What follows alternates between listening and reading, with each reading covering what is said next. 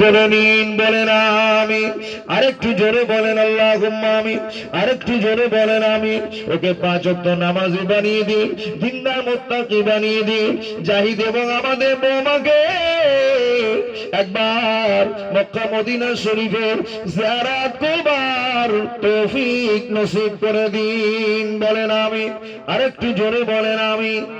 তাকবীর দেন না, না আরেকটু। আমার এই জিয়ারুলের ভাই আনারুল ও এক বস্তা দেবে। তাকবীর দেন না আরেকটু তাকবীর। আরো জোরে বলেন না আরেকটু তাকবীর। আনারুলের দাদু দাই, আনারুলের নানা সব বিদায় নিয়েছে, পরিবারে আর কে কোথায় বিদায় নিয়েছে। আল্লাহ পাক সকলের রোজা পৌঁছে দিন, আল্লাহ পাক তাদের আত্মার শান্তি দিন।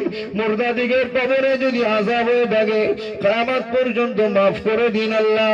ও রব্বুল আলামিন, কিয়ামতের কঠিন দিবসে এই দান তাদের পরিবারের সকলের জন্য নাজাতের ওসিলা বানিয়ে দিন, বলেন আমিন।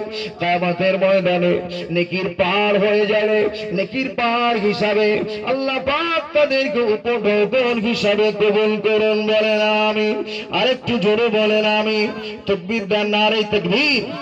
আরেকটু জোরে বলেন, নারে তাকবীর। মারুফ বিল্লাহ ভাই এক বস্তা। মায়েরা আছে কোথায়?